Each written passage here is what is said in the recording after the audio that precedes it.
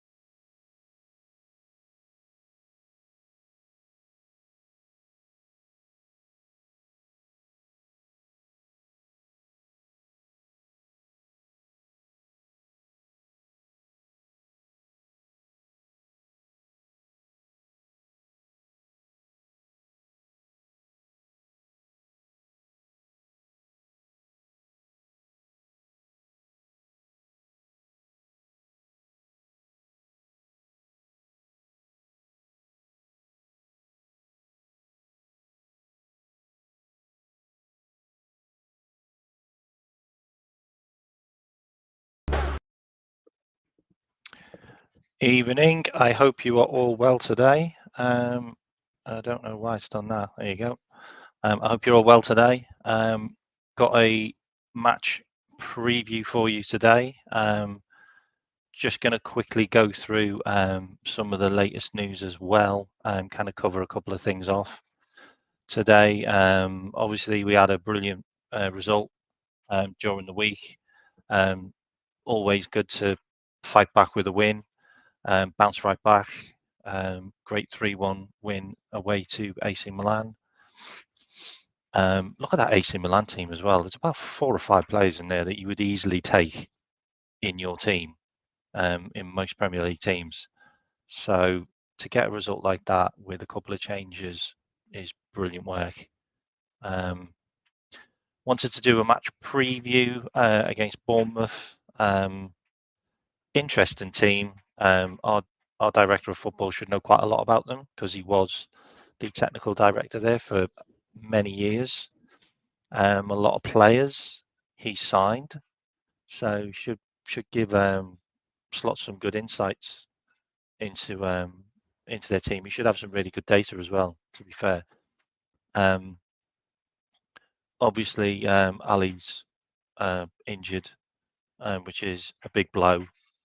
It's an interesting one because apparently he picked up the injury against Nottingham Forest, but we still played him for the AC Milan game, which is a bit confusing because he didn't have a huge amount to do in that game.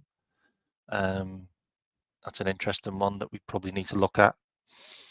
There's an incredible stat about him as well, where he's missed over 250 games now for Liverpool with injuries for a goalkeeper. I find that insane. I think he's missed more games for Liverpool than Canate, maybe even Jota, and we say he's not injury prone. I think there's a reason why we're looking at Mamadashvili. I think there's a reason why we signed him. Anyway, it looks like Queven's in the nets, which is good. We've got a good backup goalkeeper, and he had a really good international break as well, where he played really well against England and also another team, but they got whooped. Like, they're not a great team, but he's a good goalkeeper. If you haven't subscribed, please do. Kind of waiting for the numbers to pick up a bit. We're on about 14. Just do a couple of shout outs. Big up Amrish. Also, Evening Roach. Not a lot of people in here yet. Maybe we'll start filling in soon. What I did want to do is quickly give you a little update on the head-to-heads with Liverpool. So the club have met 14 times in the league history, with the Reds scoring 43 goals. Liverpool have netted 13 of the 14 league encounters and kept 8 clean sheets, including 7 in the last 10 meetings. Liverpool have won 9 and drawn 1 of the last 10 Anfield games between Bournemouth and Liverpool, which is pretty impressive, if you've got to be honest. It's very impressive form against Bournemouth. Just going into a little bit more detail about the games. Bournemouth obviously lost their last game against Chelsea, and we won ours against AC Milan.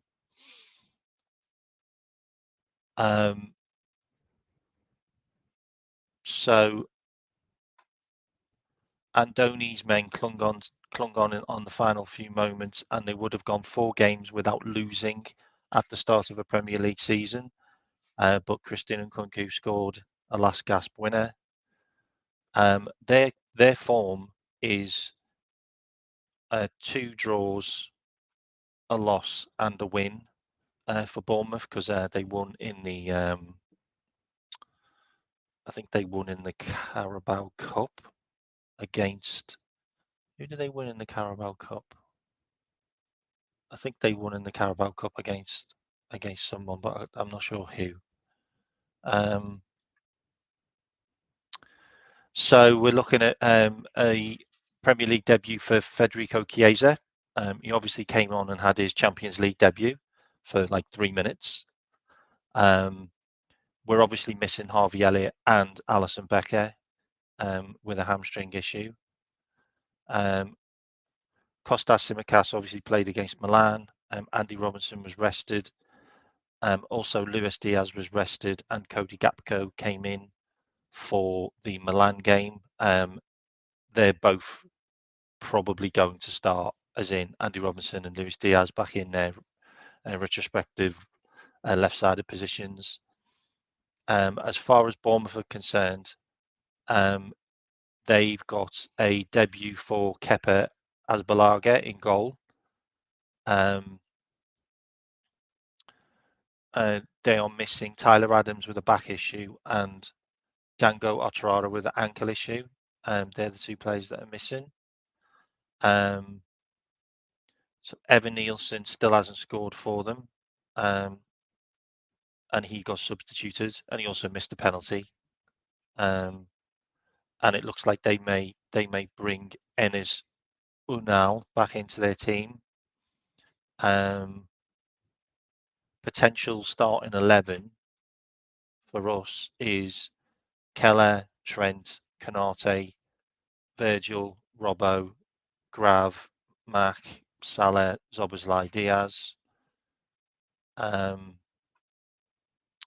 potential starting is Kepa for them. Kepa, Smith, Zabanani, Senesi, Kerkez, who we're linked with, by the way, for January. £40 million move is being muted with Liverpool looking at him. Christie, Cook, Semieno, who's very, very dangerous. Clauvet, he can be dangerous.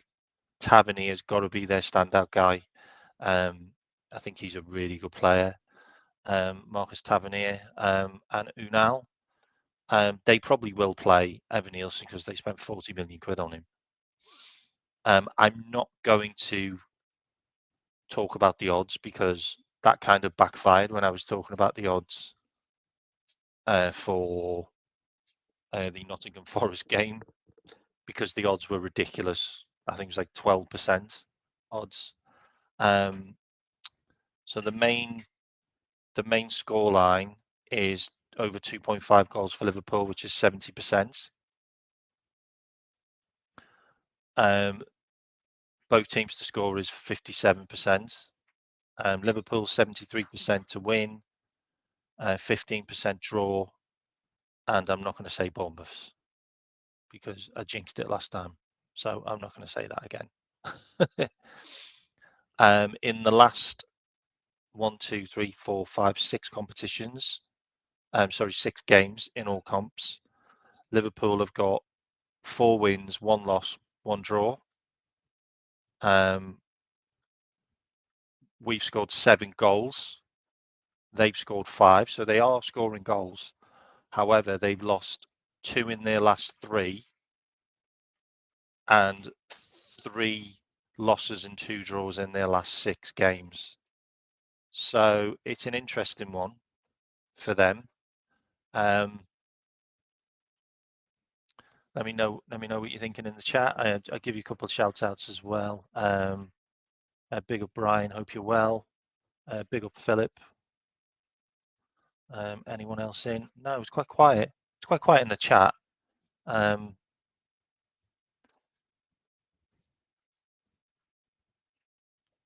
mean, I said this on Enzo's show this afternoon, Brian, that I'd be okay with Nunes maybe starting this one, just to see whether we can kind of get some rhythm into him, maybe get a goal and assist, something like that. Just he needs a bit more. Otherwise, he's just not going to ever give us anything off the bench. Also, big up Colin. I also wanted to cover. Am I sharing my screen here? No, I'm not. Hang on. I am now. Yeah, I wanted to cover some bits here.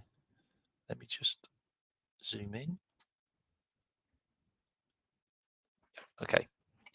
So the average score for Liverpool at the moment is 7s on SofaScore. These are player ratings, 6.89s. Obviously played 4 Premier League matches. We've scored 7 goals. They've scored 5. We've conceded 1. They've conceded 5. So they are leaking at the back. We've got 6 assists. They've got 4. We're averaging 1.8 goals a game. They're 1.3. We're averaging 5 shots a game. They're averaging 5.5. We're averaging 4 big chances a game. They're averaging 2.8. Can you see this okay? Yes, you can. Big chances missed. We're averaging 2.5. They're averaging 1.5. Possession much higher, 60%. There's at 43. Accurate passing per game, 86. They're at 75. Long balls per game, 45%. They're at 39. So they're not a long ball team, which is good. And they're also not a low block team either. We've also had 3 clean sheets. They've had none. Conceded per game, they're on 1. We're on 0.3. That number's insane, by the way. Tackles per game, they're tackling more because they're having to do more defending. They're having to do more clearing. 26. No penalties. Goalkeepers are making a lot more saves. Duels, they're winning more duels because they're having to do more tackling, I'm assuming. More goal kicks, obviously. More throw-ins because we're higher up the pitch. They're receiving more yellow cards. Just an interesting one. I always kind of bring up a little bit of a head-to-head statistics on the game. But what I will do now is I want to kind of just put the team out, see how we're feeling about the team. Also, big up MTalk, big up Mikey. Also, big up Seb. If you want to jump on, you can, by the way. Let us know, and I'll send you the link if you want to jump on. That's an interesting one. So you think Gapco, Endo, Chiesa in? See, when I was on End show earlier, we all kind of agreed that if it's not broken, why would you try and fix it? So would you change the AC Milan team? Like, I don't think I'd probably change the AC Milan team. But then Diaz has done nothing wrong, so why would you take Diaz out? Like, Robbo had a horrific game against Nottingham Forest, so he'd be worthy of being dropped. But Diaz, Diaz has done nothing wrong. Diaz played quite well against Forest. He hit the post, remember? Also big up Douglas. So just throwing some names into the team. So we've obviously got Queven. Is that bringing up players' names? Yeah, it is. I always spell his name wrong. Here he is. So obviously Queven's going to be starting. I'm going to look at playing Trent,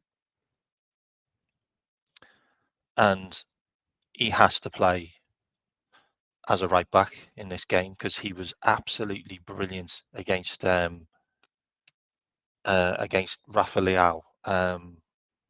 Just had him in his pocket, which is just really good to see. So Trent can defend when he's being given the job to do that, and when he's being played, or when he's focused. Like I just don't think he had any focus in the Forest game. I genuinely believe that we just thought we were just gonna just roll over them, like literally, like that's gonna be an easy game. This is kind of the team that I'm going for. Let me know if you agree or not in the chat.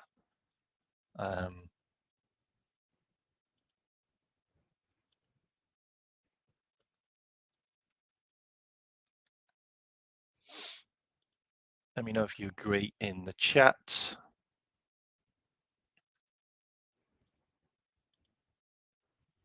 You've obviously got quite a bit of form coming into some of these into these some form from players coming into these games. You've obviously got Luis Diaz on 2 goals and 1 assist. You've got Mo Salah on 3 goals, 3 assists. You've got Dominic Szoboszlai on 1 goal, 1 assist. You've obviously got Jota on 1 goal, 1 assist as well. So there are goals and assists in the team, which is good to see. Obviously, 4 games gone. Trent's also got an assist in this team. So this is the team that I would go with. Let me know if you agree. What do you put in there? Kells, Robbo, Canate, Trent, Mark. Yeah, same as me. Yeah, it makes sense. It's obviously at Anfield as well. The crowd need to be behind the team because they left early against Forest, and that's just unforgivable, really, if you ask me. The Queven one's a bit interesting because obviously Ali made a good save against Forest, but he also didn't save their goal against Forest, and I'm quite critical about that one. But I feel like this one should be a result. The only thing is we haven't seen a slot team play a Premier League game after a European game. That's the only thing that we haven't seen, and we've obviously seen his team play after the international break, and it was poor. So, are we going to suffer the same, or are we going to learn our lesson? What Klopp was really good at is Klopp was really good at rotating, like when he needed to. Like that's what he was really good at. When he rotated, he did get a result, and he did get a reaction from the players that came in. Is Slot going to be able to do that because he doesn't play many players? That's the thing. Like he got a reaction out of Gapco um, on the Wednesday, or sorry, on the Tuesday. Gapco had a great game. He didn't get a reaction out of Nunes. He didn't get a reaction out of Simicast. Simicast was quite poor. Is that going to be the same? Is he going to get a reaction out of Curtis Jones if he plays him? Like he brought Endo on that Milan game, and Endo was awful. He looked like he'd won a raffle. He was poor. Gave the ball away. Could have got a yellow card. Conceded a free kick in a really dangerous position. I feel like it's the last couple of months of Endo, and he'll probably go in Jan. The Nunes one is interesting because he came on and he looked terrible. Like again, Chiesa was having words with him at the end of the game because he was running in the wrong positions and getting in the way. And I mean that volley he tried inside their box was just ridiculous. Just chest the ball down and control it. Like you had time to stop, take a touch, and then shoot. Like why are you trying to do like an overhead kick volley from just outside the penalty box? Is beyond me. I know he was only on for 3 minutes, and he gave away a foul, gave away a free kick, could have had a yellow card. He was awful in just 3 minutes. That's my team lineup. Let me know what you think. Also, let me know what you think the score will be. I'm going for 2-0. I'm going for 2-0 with Diaz and Jota, or Diaz or Salah.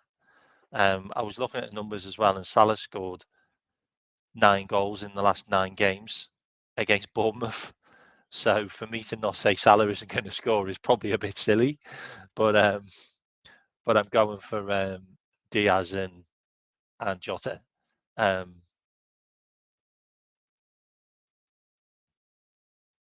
Yeah, so you're going 2-0. Anyone else going for what goals, what scoreline and goal scorers are you going for? Let me know in the chat. What else have I got? Yeah, so I've got this one actually with all the goals most scored. So 9 games, 9 goals for Mo. Only 2 goals conceded in those games, by the way. Mo's just deadly. He scored 2 in the two. He scored 2 in the 2018 game, and he scored either side of the 2019 game, and then he scored in the 2020 game, and obviously in 2023. So it's 2021 and 2022. He's not scored against them, but still got 9 goals, which is pretty good. Let's be fair. So I wanted to go through a little bit of Liverpool news as well. Obviously, we all know about Trent and potential buy in a club, Nantes in France, which is under a consortium, by the way. You also have to remember Trent's like really into his F1, so this is an F1 consortium. So it could be people that he knows through the F1 system, which is interesting. Trent's dipping his waters, dipping his toes in buying a club, and basically becoming a businessman, an entrepreneur, which is fantastic to see, because a lot of footballers, once their career is over, they relied on football all their lives, and if they don't get into coaching or they don't get into management, then some of them drop out completely, or punditry. But Trent's looking at becoming a businessman, which is great to see. Good luck to him. Still not signed that contract. Still no news about that contract, even though there are more rumours coming from the Spanish side that Madrid are being given an indication that he may want that move. Also, a couple of players that we're being linked with. We're being linked with 2 players from Girona. The first one is the Ukrainian. I'm just going to call him Victor. And the second one is Miguel Gutierrez. Miguel Gutierrez is a very good player that was signed from AC Milan for about 5 million. He's available for about 25 million. He looks like a good player. Spanish, young. He's an international. Looks like a very good player for the left-hand side, left back position. The Victor signing will be a winger, which is interesting. Do we need any more wingers? I don't think so. Anyway, that's the links. Also, there's been links to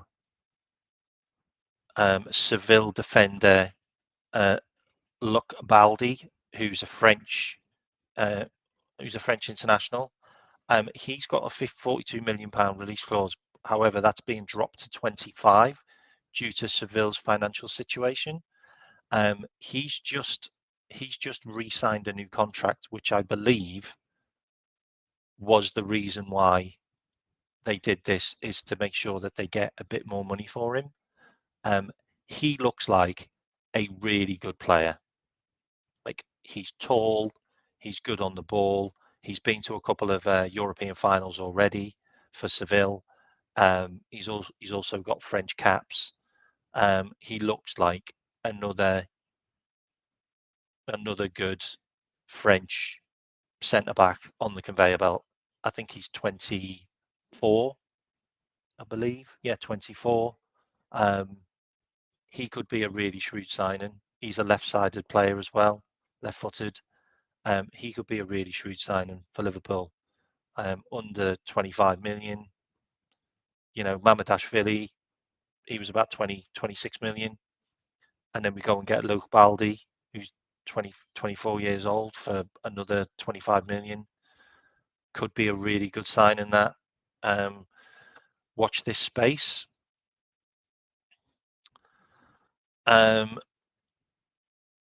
There's a lot of chatter about Darwin Núñez.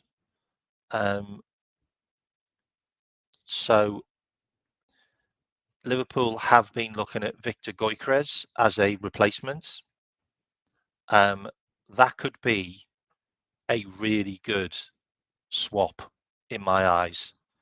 Núñez goes back to Portugal, where he absolutely smashed it with Sporting, and we get Gyökeres as his replacement. How do you feel about that in the chat? The only thing about Gyökeres, which I'm absolutely fine with, yeah, is if he has another good season, then he's got data to back him up, because he had a good season with Coventry, and then he would have had 2 good seasons with Sporting, which means he's got the data to back him up, as in he progressively scores goals every season. Núñez only had 1 good season, and we bought him off the back of that. Victor Gyökeres could have 3 good seasons, 1 in the Championship and 2 in the Portuguese league, and they're also in European competition as well, and he's also scored in that. So that's a bit more data to work off, which I think works. It's an interesting one. I don't disagree with you, to be honest. Like, I don't disagree with you. He was actually. I think the pilot was done for manslaughter in the end. So that's an interesting one, which has popped up. There's also talks about where is it? This one here. So this is in the Liverpool Echo. So it looks like there could be a U-turn on the Zubamendi deal. Zubamendi hasn't had a contract renewal, and they are looking at a replacement for him. And this I feel could be like a Virgil van Dijk, where it just wasn't the right time. Like, the player wasn't quite ready, or the club hadn't got a replacement in, and maybe he's given the club time to get a replacement before we go and get him.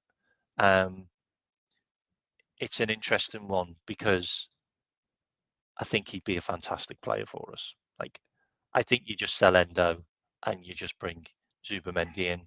and then you've got 4 really good midfielders, and then you've got Curtis Jones, and then you've got the likes of Tyler Morton as backup, and I think you're sorted. I think the Liverpool midfield is done.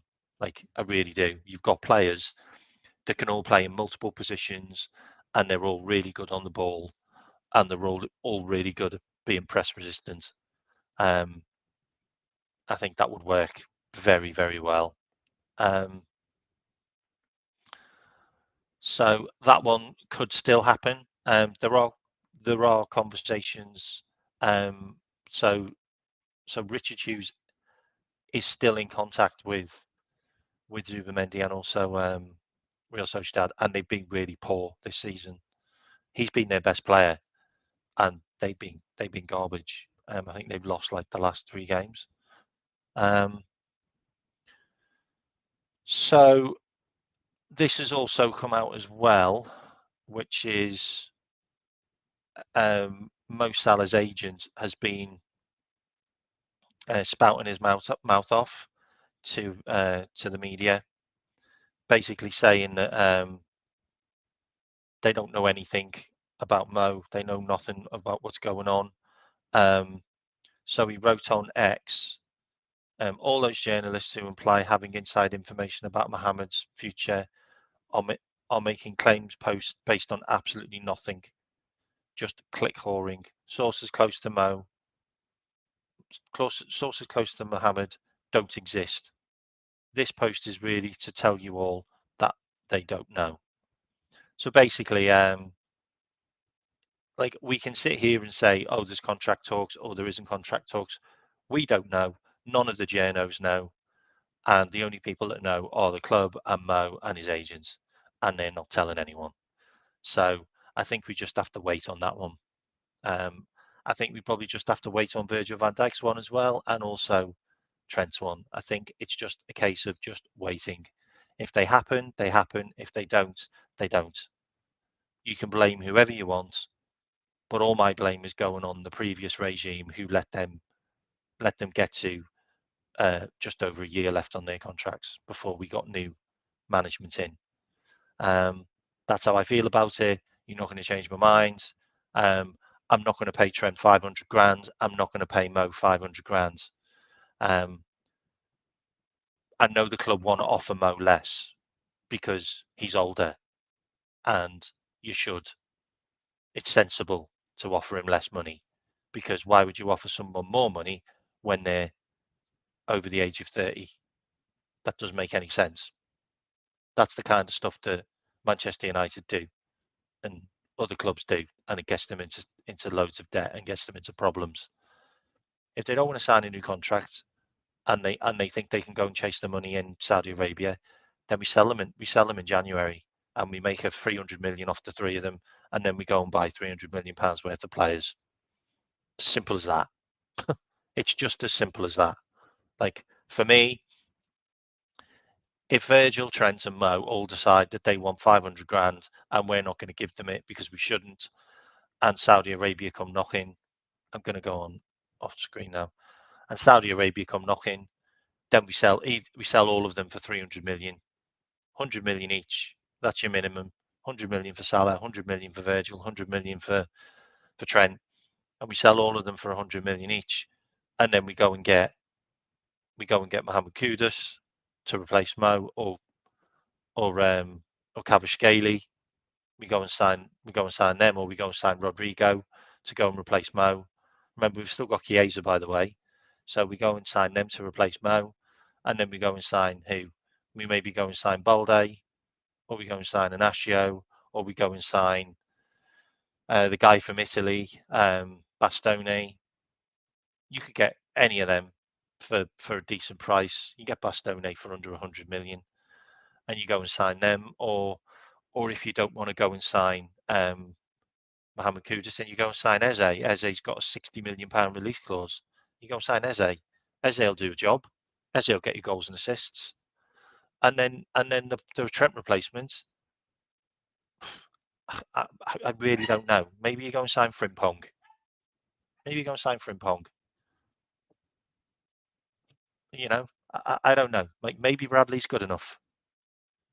Maybe Joe Gomez goes in there and plays as right back. I don't know. But with 300 million, we could go and get reinforcements for all of them and potentially a midfielder like Zubamendi as well. So, we got offered 150 million for Mo and we turned it down last year. You don't think they would offer 100 million this year? I 100% think they would. And if Virgil van Dijk was available, I think they'd offer 100 million for Virgil. I think they'd offer the same for Virgil. But if they want 500 grand, we're not giving them it. If Trent wants 500 a week, we can sign anyone to replace him. Absolutely, but we're never gonna pay 500 grand wages. Like we're never gonna do that. That would put our wage structure 150,000 over current, and then all the other players for their next contracts will be asking for 400 grand, for 350 grand, and it's just not going to happen. It's not going to happen. We got Chiesa on under 100 grand. Like we're a well-run club that doesn't offer stupid money, and that's the way it should be. It's the way it should be.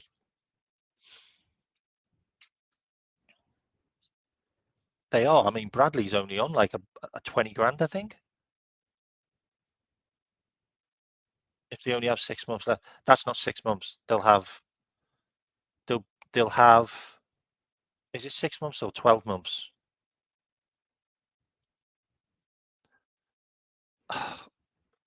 I don't know. I genuinely don't know. But if they don't sign new contracts, then we don't let them go on a free and we sell them because the club aren't going to do dumb stuff anymore. Like they're not doing dumb stuff anymore. They're loaning players out that need to be loaned out, and they're selling players that need to be sold. I've got a feeling that he's going to get a left back. He's going to get a left back or a left or a centre back that can play left back. 100%, he's going to get a left back because he doesn't trust Simicast and he doesn't trust Robbo. Okay, he may well get a right back because I don't know whether he trusts Bradley because he played Joe Gomez there on Tuesday and Joe Gomez was awful. But if Trent doesn't stay, I think he'll go for a right back. So I think he'll try and sign a right back. So I don't know who that would be. Genuinely no idea. We haven't been linked with many right backs at all. So that would be an interesting one. And if Virgil goes, then it may be a case of Canate goes over to Virgil's position, Quansah plays, and he signs a centre back to be back up to those. Or he plays Gomez. Like, I just don't know. Like, we have a centre back in Joe Gomez that's good enough to play for England. So why is he not good enough to play for Liverpool? He clearly is. So who knows? Who knows? But it's 1 in, 1 out for me. And if we get Zubamendi, then it's Endo out. So it's 1 in, 1 out. That's what it'll be. Slot does not want a big team. And this is also something I wanted to share. So this is Liverpool's current squad. Let me just go into, yeah, here we go. So this is Liverpool's current squad. Okay. Slot wants a much smaller team. When he had his team at Feyenoord, he had 13, I'm not joking by the way, he had 13 players that played over 50 games. So he had a really tight squad, like a small team. And we've already got an injury to Alisson. So we're now down to Queven Keller and Jaros on the bench. Just think, if Adrian has signed a new contract, Adrian would have been on the bench for Saturday's game. Just saying. Like that's how bad that could have been, by the way. So we've got Keller and we've got Jaros. In defence, all of our players have been fit. Touch wood. Okay, all of our players have stayed fit so far. We play Virgil van Dijk every game. Konate's played every game by a half against Ipswich. Yeah. Robbo's played 4 out of 5 games. Trent's played every game, but he has been subbed quite a lot. Gerald Quansah's only played half a match, and Connor Bradley's only played half a match and possibly a couple of substitution appearances. And Joe Gomez has only had like 20 minutes. And that's our defence. That's our defence. I've got no issues with that. That goes all the way to the end of the season for me. I'm fine with it. Like I'd love a left back. I would love a left back. But if we don't sign one, we don't sign one. That's a good enough team. Okay. And Slot's happy with that. Now you move into midfield, and this one's a little bit of an issue for me now. So you've now got a midfield of McAllister, Gravenberch, Szoboszlai, who played every single game. Every single game. Harvey Elliott's not played a game and he's now injured. So he's out for the next 2 months. Tyler's not played. Trey's not played. Curtis Jones has only played half a game, I believe. I think he came on as a sub against Forest. And that's it. And Wataru Endo's played a couple of substitute appearances, but neither of them have had half a game.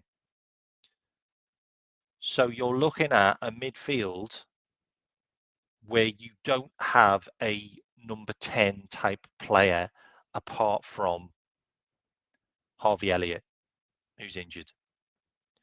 So Dom is going to play a huge amount of football unless he subs him in games and then puts another midfielder like a McAllister in there, or maybe he plays Curtis Jones. I don't know, but I don't think that's going to happen. So that midfield, I think, is missing one attacking type player. Trey could play there, but Trey's not even been on the bench for any of the Premier League games or the Champions League games. I know he's gone to the teams, but he's not played. So he's not been on the bench in any of them. Tyler Morton was on the bench for AC Milan, but he's not been on the bench for any of the Premier League games. So that's an interesting one. I think one more. So if we got rid of Endo and then got one more in, I'd be happy with that, because Endo offers exactly what Curtis offers and also what Tyler Morton offers, and they're better for me. So I'm fine with him moving on and us getting a replacement that can maybe do 2 roles. And then you've got your attack, which I'm absolutely fine with. We've got plenty of firepower at Liverpool. Luis Diaz has played every game. Darwin Núñez has only played 3 games. Mo Salah's played every game. Chiesa's only played like 3 minutes. Cody Gakpo's been a sub a lot, but he also played 60 minutes against AC Milan, and Diogo Jota's played every game. So I think we're fine there because we've got Chiesa coming in, which means that Mo Salah can be rested more. So Mo probably won't play the West Ham game. He probably come off in the game coming up, and Chiesa will come on. I haven't got an issue with that. My issue is ring rust on players coming into games because they haven't played any games really. They've played a lot of sub appearances. So ring rust with Núñez, ring rust with Curtis Jones, and obviously ring rust with a Quansah or a Gomez, because they haven't played any games. So that's the issue I've got, is bringing guys in don't look like they're ready to play. So maybe we need to play them from the start of games. So maybe you play Núñez from the start, and then your idea is you're going to sub him anyway for Jota. That's always going to be something in plan. but you start him, so he starts in a game and doesn't keep on coming on as a sub. So I think maybe that's what we need to look at a bit more. But we've got loads of games coming up. We've obviously got this game tomorrow. Then we've got West Ham. Then we've got another game against.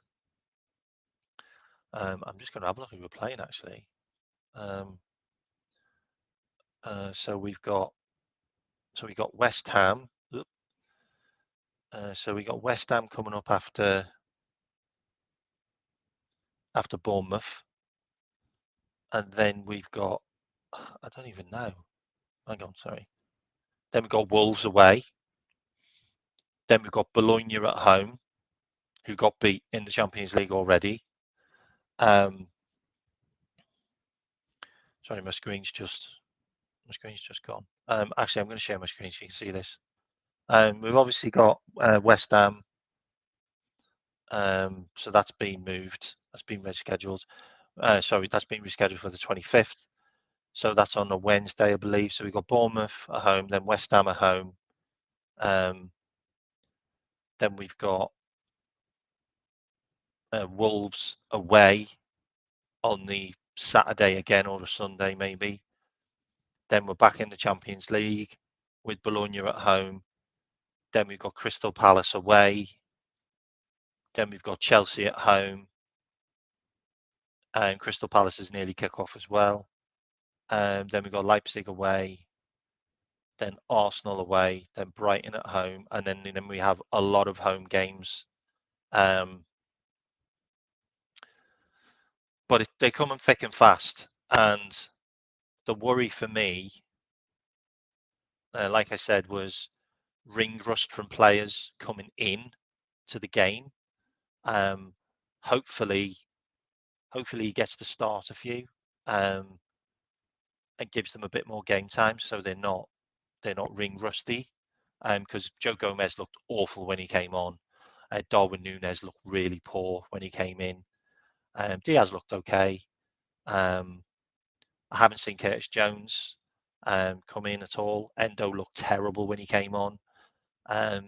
So I just think it's interesting that maybe we get a bit more, maybe get some players on the pitch earlier to then sub them. That might work. West Ham will be for maybe 4 or 5 changes. I'll do a match preview for that next week. Obviously, if you haven't liked to subscribe, please do. I hope you've enjoyed this show. I'm going to finish now because I'm jumping onto Jamie's show at 8 o'clock. So I don't know whether I can redirect. I think I can. Let me see if I can redirect. How the hell do you redirect?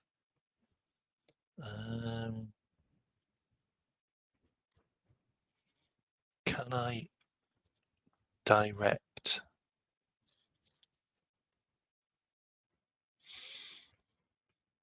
How the hell do you redirect? Does anybody know how you redirect?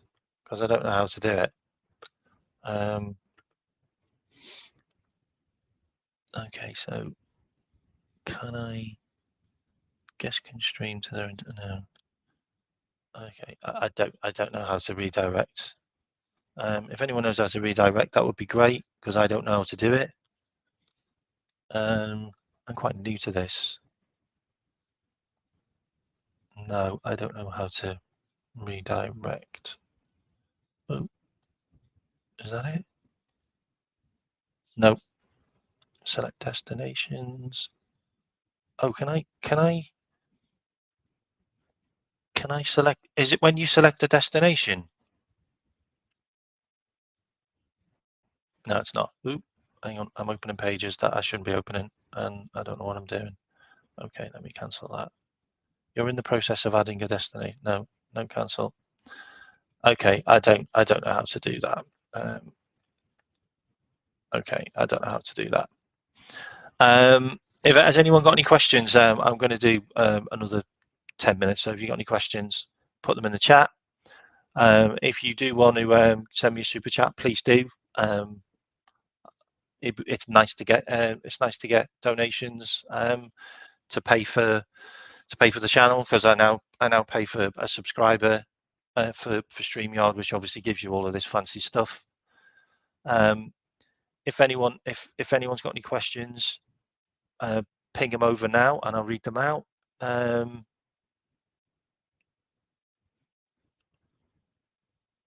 You're a massive fan of Mbemo, aren't you? Massive fan of Mbemo. I can see him. I can see him ending up at an Arsenal. You know, I just can. I can see him ending up at a club like that, or maybe even a Dortmund or Bayern Munich or something like that. I can. Like, I don't think he's high enough on our radar for us to go for him. Especially when we just got Chiesa. I'm not sure about that one. He would cost like 50, 60 million as well, I think. Maybe even Brighton. Brighton might even try for him. If no one's got any questions, then I'm going to end this stream. I'm going to put Jamie's link in there for later. If you do jump on his show later, just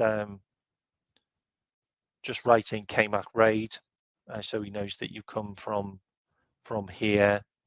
I'm just going to find his link. Bear with me 2 seconds.